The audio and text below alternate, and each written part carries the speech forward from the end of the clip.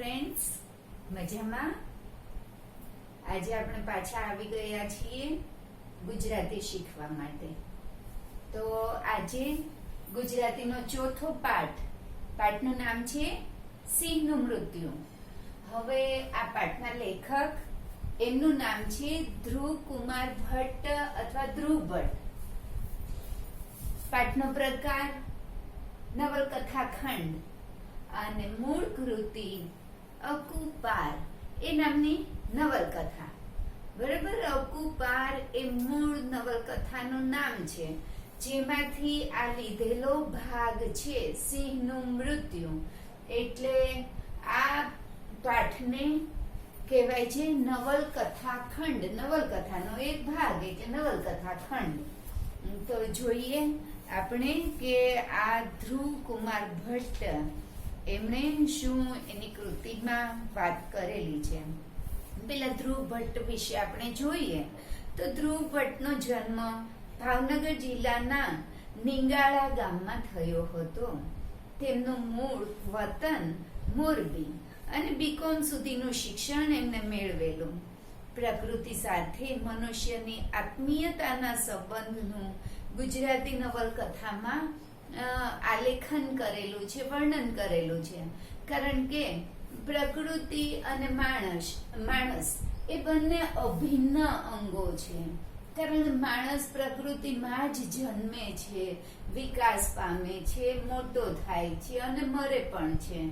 પ્રકૃતિથી માણસને અલગ કરી શકીએ નહીં.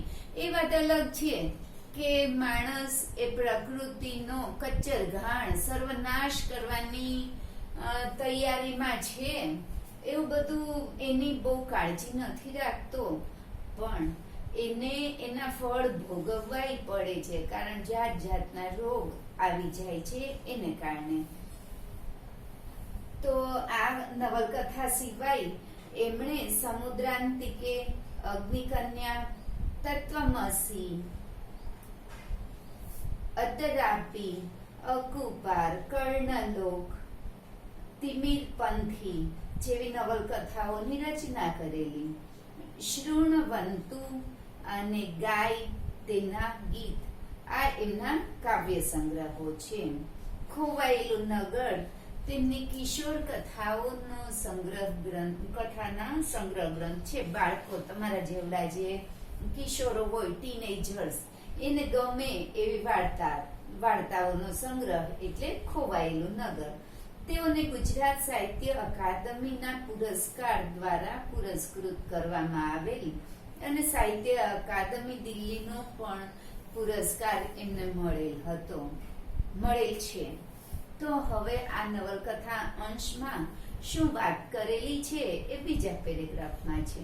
હવે હું તમને સાદી વાત કરી દઉં તો સાસણ નામના ગામમાં સિંહનું મૃત્યુ થયેલું છે. હવે આ સિંહનું મૃત્યુ કઈ રીતે થાય છે? તો રાતનો સમય અને એ સમયે હિરણ નદી, બરાબર, ગામની બહાર હિરણ નામની નદી, એ નદીની ઉપર એક પુલ બનાવે. એ પુલ ઉપરથી વાહનો આવજા કરી શકે એટલા માટે વાહન એક નીકળે છે અને એની સામેની બાજુએથી પુલના સામા છેડાથી સિંહ આવી રહ્યો છે. બરાબર, તમે વિચાર કરો, આ બાજુથી વાહન આવે છે, કાર, કલ્પના કરો, આ બાજુથી કાર આવે છે અને આ બાજુથી સિંહ આવતો હોય. બરાબર, અને એમાં પણ સિંહ છે એ, અને રાતનો સમય છે, તો રાતના સમયે જે વાહન હોય એની હેડલાઇટ તો ચાલુ જ હોવાની. સિંહને લાઇટની જરૂર નથી, પણ આપણને તો લાઇટ વગર રાતે નહીં દેખાય. એટલા માટે એ વાહનની હેડલાઇટ ચાલુ અને સિંહ સામેથી આવે છે ત્યારે આમ સિંહ એકદમ અંજાઈ જાય છે. એ પ્રકાશથી ને અગ્નિથી આ પ્રાણીઓ, જંગલી પ્રાણીઓ બીવે. તો રાતના સમયે આમ લાઇટનો પ્રકાશ એનાથી એ એકદમ બી જાય છે, કારણ એને દેખાય નહીં. અને એને લીધે ડરી જાય છે. એટલા માટે જે નદીનો પુલ છે, બરોબર, આ નદીનો પુલ હોય તો આમ પુલની સાઈડમાં કૂદી જાય છે, બરોબર, કારણ સામે વાહનથી બી જાય છે.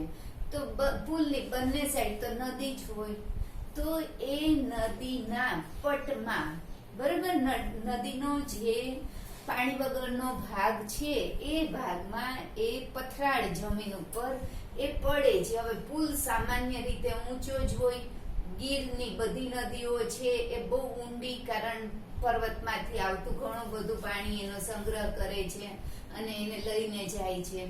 તો હિરણ નદી ઊંડી, એની ઉપરનો પુલ એ પણ બહુ ઊંચો, એટલે ઊંચા પુલ ઉપરથી નદીની બાજુમાં જે પટ, રેતાળ પટ નહોતો પણ પથરાળ પટ છે, પથરાવાળી જગ્યા છે, એની ઉપર સિંહ પડી જાય છે અને એનું માથું તૂટી જાય છે, માથું ભાંગી જાય છે અને આવી રીતે સિંહ મૃત્યુ પામે છે.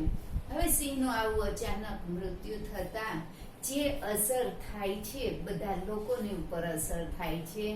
ફોરેસ્ટ ઓફિસર્સ એની કઈ રીતે પ્રવૃત્તિ કરે છે એ બધાનું અહીંયા વર્ણન છે, પણ એના કરતા પણ સૌથી વધુ મહત્વનું જે છે એ આ સિંહની સાથેના વ્યક્તિઓનો પ્રેમ, બરોબર, સિંહ પરત્વે ગામ લોકોનો સ્નેહ, એનું અહીંયા વર્ણન છે.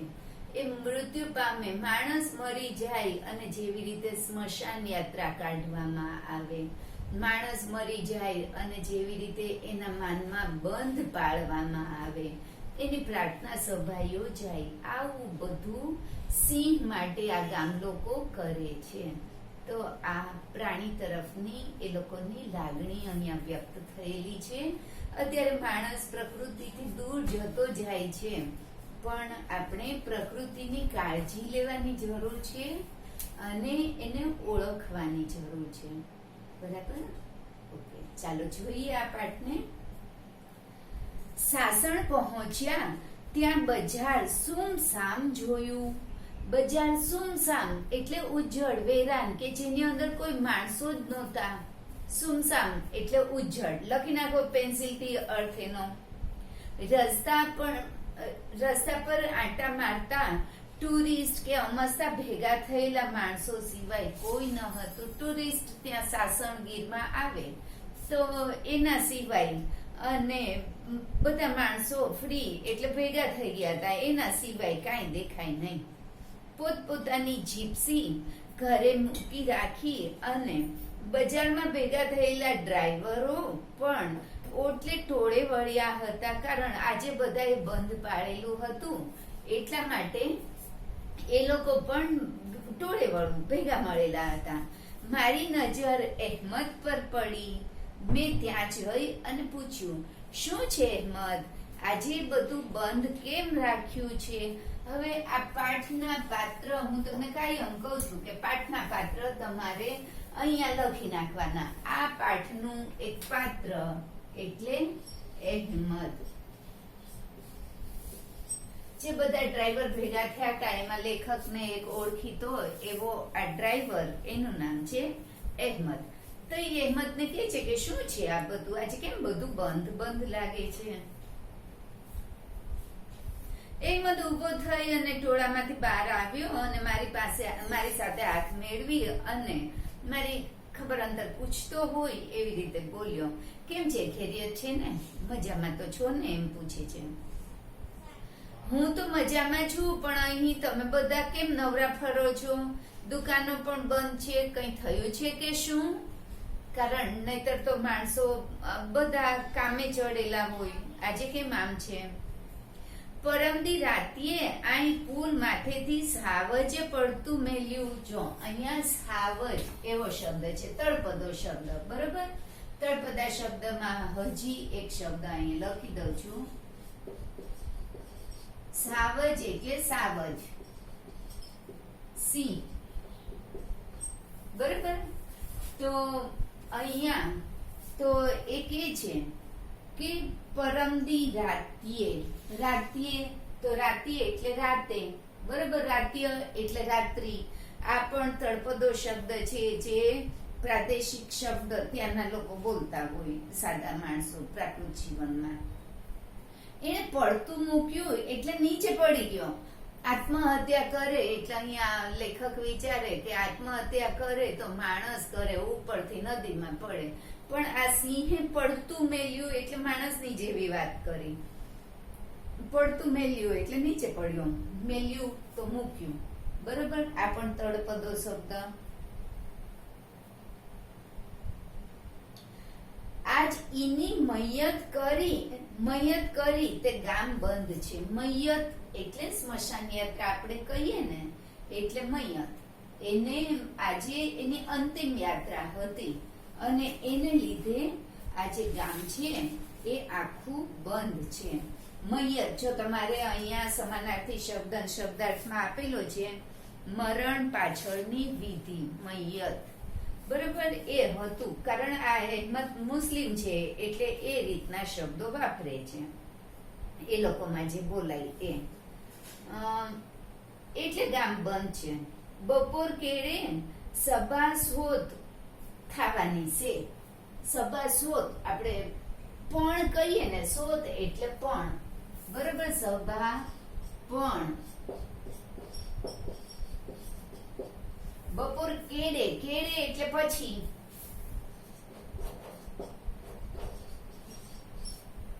બરોબર. બપોર પછી સભા પણ થવાની છે.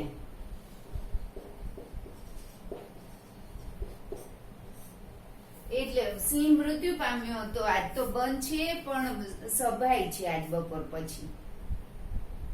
ઘડી પર મને લાગ્યું કે અહેમદ મારી મજાક કરે છે. મેં કહ્યું, ગોવિંદભાઈ કહેતા તો હતા, પણ આ પુલ પરથી નીચે કેવી રીતે થયું? એમને લેખકને વિશ્વાસ નથી આવતો. એટલે કે છે આ પુલ ઉપરથી નીચે કઈ સિંહ પડી શકે, આવું કેમ થયું? તો આમાં હજી એક પાઠનું પાત્ર જેનો ઉલ્લેખ છે, તો એ ગોવિંદભાઈ. લેખકને ખબર તો પડી હતી, પણ આમાં કઈ ખબર નથી પડતી એમ. આમ કેમ થયું? એમાંથી બીડી સળગાવી અને મનને એક વૃક્ષના ઓટલા ઉપર દોરતા એટલે ચાલો આપણે અહીંયા જોઈએ, લઈ જતા. અજાણતામાં ઈ કાઈ જોઈ જાણીને તો ન પડે ને એમ. એટલે ઈ કેમ પડ્યો? તો ઈ કે છે અજાણતામાં, જાણ્યા વગર. એમ એને ખબર નહોતી. અજાણતામાં એટલે એને ખબર નહોતી ને, એટલે ઈ કઈ જાણી જોઈને. એટલે શું ખબર હોય તો કઈ થોડો સિંહ પડવાનો હતો. કઈને મતે વાત માંડી. રાત્રે 10-10:30 થયા હશે અને મેંદરડા તરફથી આવતા કોઈ વાહનના ડ્રાઈવરે વળાંક લેતા જોયું હશે કે પુલ ઉપર મોટું પ્રાણી ચાલ્યું જાય છે. મેંદરડા નજીકના ગામનું નામ છે. એ બાજુથી કોઈક આવતું તો જોયું એને કે મોટું પ્રાણી જાય છે. આગળ ચાલ્યા જતા પ્રાણીને પોતાને નિરાંતવી ચાલ અને પાછળ કોણ શું કરે છે તે તરફની બેદરકારી તરત જ પોતાની જાત છતી કરી દીધી. બરોબર. એટલે આ પ્રાણી છે એ નિરાતે ચાલતું હતું. એની પાછળ કોણ આવે છે એની પણ એ દરકાર કરતો નતો. એને ફિકર નહોતી. બરોબર. બેદરકારી તો બેફિકરાઈ હતી. જાત છતી કરી દેવી એટલે પોતે છે એવી ખબર પડી જવી. ડ્રાઈવર પુલ પર જ ગાડી થોભાવી અને સાસણ રહેતા મિત્રને મોબાઈલ કર્યો. ડ્રાઈવર છે ઈ બહુ ધ્યાન રાખે છે કે જો એને ખબર પડશે સિંહને, જાત છતી કરી દેશે. એટલે શું, આમ પાછળથી વાહન આવે છે એવી કઈ ખબર પડશે અને સિંહ છે એને એમ લાગશે કે હું દેખાઈ ગયો, જાત છતી થઈ ગઈ એટલે હું દેખાઈ ગયો, એવી સિંહને ખબર પડી જશે તો સિંહ છે એ પુલ ઉપરથી નીચે પડી જશે, એવું એ વાહનના ડ્રાઈવરને લાગે છે. એટલે એ ડ્રાઈવરે સાઈડમાં, જે મેંદરડા તરફથી આવતું હતું એ વાહનના ડ્રાઈવરે તો પોતાની ગાડી સાઈડમાં થોભાવી દીધી, એટલે ઊભી રાખી દીધી, પાર્ક કરી દીધી અને ફ્રેન્ડને ફોન કર્યો, મિત્રને કહ્યું અહીંયા પુલ માથે સાવજ હાલ્યો જાય છે. હાલ્યું જાવું એટલે ચાલ્યું જવું. અહીંયા પુલની માથે એટલે પુલ ઉપરથી સિંહ જઈ રહ્યો છે. મિત્ર પોતાના જન્મ પછી ક્યારેય ન બનેલી એવી વાત હોય એ માનવા જ તૈયાર નહોતો. મિત્રએ તો કોઈ દિવસ આવું જોયું નહોતું કે સિંહ પુલ ઉપર હાલવા નીકળ્યો હોય, ફરવા માણસો નીકળે, સિંહ થોડો નીકળવાનો. એને કર્યું, એ ભલે દોયડે બાંધીને લેતો આવ્યો એટલે દોયડે બાંધીને, એટલે દોરડું જે હોય, દોરડું મીન્સ દોરડું, દોરડાથી બાંધીને લેતો આવે. એને એમ લાગે છે કે મારી મજાક કરે છે, એટલા માટે એ કે છે સિંહ હોય દોરડેથી બાંધીને લેતો આવજે ને, બરોબર. સિંહને દોરડાથી બંધાતો હશે. તારો બાપ આગળ હાલ્યો જાય છે, સામો જવાબ આપ્યો.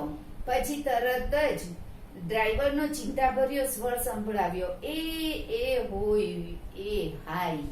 એટલે આવી રીતના એનાથી બોલાઈ જાય છે. કારણ આ વાહન એને તો સાઈડમાં ઊભું રાખી દીધું હતું, પણ હવે શું થયું?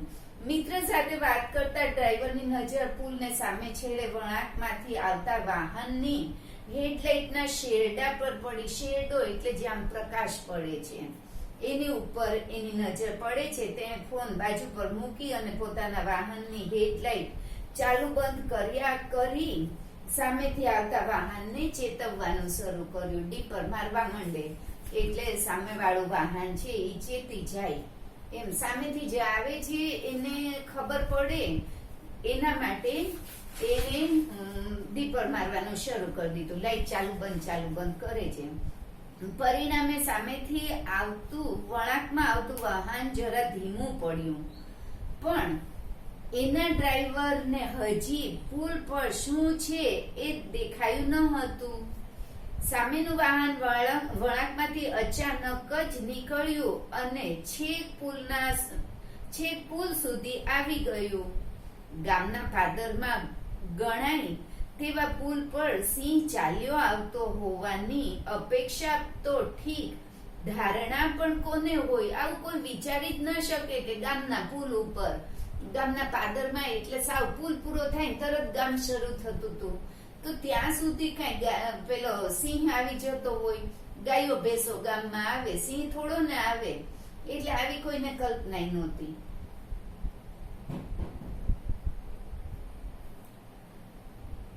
અચરજ, ભય કે હવે શું થશે એની કલ્પના કે કેટલી મૂંઝવણથી ઘેરાયેલા ડ્રાઈવરે પોતાના વાહનની ધીમી છતાં ગતિ રોકવા જોરદાર બ્રેક મારી.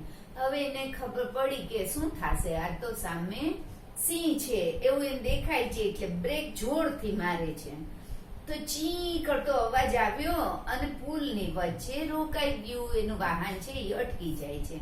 પણ બ્રેકનો અવાજ આવે, લાઈટ જોવે અને સિંહ બી જાય.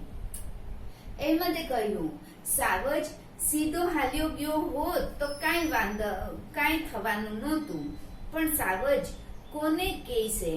એટલે સાવજ કોને કહેશે એટલે કોને કહેવાય સાવજ? સિંહ કોને કહીએ આપણે? જો સાવજ તો એના સમાનાર્થી સિંહ, કેસરી, શાર્દુલ. બરોબર, શાર્દુલ પણ સિંહને કહેવાય, કેસરી પણ કહેવાય, સાવજ પણ કહેવાય. તો આ સમાનાર્થી ખાસ લખી નાખો બધા સિંહ માટે. વનરાજ કહીએ, બરોબર. તો આ બધા સિંહ માટેના શબ્દો. હવે માણસ હોય તો આમ હાલો કઈ વાંધો નહીં, વાહન આવે છે તો સીધો ચાલ્યો જાય. પણ આ તો સિંહ કોને કહીએ એમ, એ કઈ થોડો આપણે ધારીએ એવું કરવાનો છે.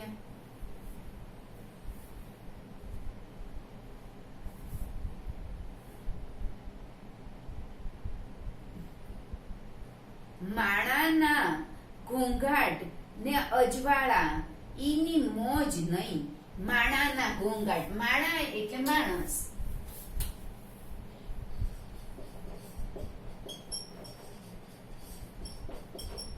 ઘોંઘાટ એટલે અવાજ. બરોબર, જે આમ બહુ અવાજ થતો હોય છે, મજા ન આવે તો એને ઘોંઘાટ કહેવાય. બધા માણસો ભેગા થઈ ગયા હોય જે અવાજ થાય તો એ ઘોંઘાટ. તો એવા બધા અવાજમાં પછી અજવાળા, જે પ્રકાશ રાત્રે હતો પેલા વાહનની હેડલાઇટનો, ઈમાં એની મોજ નહીં. ઈમાં એટલે એમાં, ઈની એટલે એની, મોજ એટલે મજા, નહીં એટલે નહીં. એમાં એને કઈ મજા ન આવે. ઈને તો ઠેઠથી હાલવાની મોજ, ઈને તો ઠાઠથી હાલવાની મોજ. પોતાની મસ્તીમાં ઠાઠથી, એટલે પોતાની મસ્તીમાં પોતાની રીતે જે ચાલતો હોય એ ઠાઠ. ગાડિયું ને માણા ભાડે ન્યા આગોતરી હાલે, આગો દૂર જતો રહે. માણસોને જોવે, ગાડીને જોવે ત્યાં તો એ દૂર વયો જાય. હવે મને એમ કહેવાનું મન થાય કે માણસોને કેમ ખબર નથી પડતી, આપણને પ્રાણીઓ હેરાન કરવા આવે છે. ગામમાં માણસોને જોવા માટે સિંહ ભેગા થાય છે, નથી થતા. બરોબર, સિંહ ને હાથી ને બધા માણસને જોવા માટે ભેગા થયા એવું આપણે ક્યાંય નથી જોયું. પણ માણસો એ ગીરના જંગલમાં જઈ જઈને સિંહને જોવા જાય છે. એને લીધે સિંહની વસ્તી ઘટી ગઈ છે. બરોબર, બહુ ઓછી થઈ ગઈ છે. ગીરના જંગલની અંદરથી રસ્તો કાઢવામાં આવે, એમાં ટ્રેન પણ નીકળે અને બધી બસ પણ નીકળે છે, ગાડીઓ પણ નીકળે છે. તો આ સાસણ ગીર એ સિંહ માટેનું અભયારણ્ય કહેવાય. અભયારણ્ય એટલે એમાં જવાની કોઈને છૂટ નહીં, તો એને કહેવાય અભયારણ્ય. પણ આ ગીરના એવડા મોટા જંગલની અંદર બધાને માટે છૂટ છે, જાય છે બધા.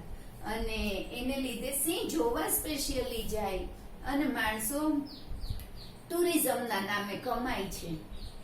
બરોબર, તો આવી રીતે આપણે પ્રકૃતિને હેરાન કરીએ છીએ, પ્રકૃતિને નુકસાન પહોંચાડીએ છીએ. સિંહ એ એક પ્રકૃતિનો જ જીવ છે, તો આપણે એને હેરાન કરીએ છીએ. તો માણસો ટોળે વળે તો એમાં એને ગમતું નથી. પણ આપણે ક્યાં જોવાનું છે એને ગમે છે કે નહીં? તમે વિચાર કરો, પ્રાણી સંગ્રહાલયમાં પ્રાણીઓને પકડીને રાખેલા છે. શું કામ? આપણા સ્વાર્થ માટે, કે આપણે જોઈએ, સિંહને જોવા છે, એ છોકરાઓને બતાવવા છે, તો હાથીને પકડીને રાખીએ ને સિંહને પકડીને રાખીએ ને. બરોબર, સક્કરબાગમાં સિંહ છે, રાજકોટમાં પ્રદ્યુમન પાર્કમાં સિંહ છે. તો આ બધું આવું.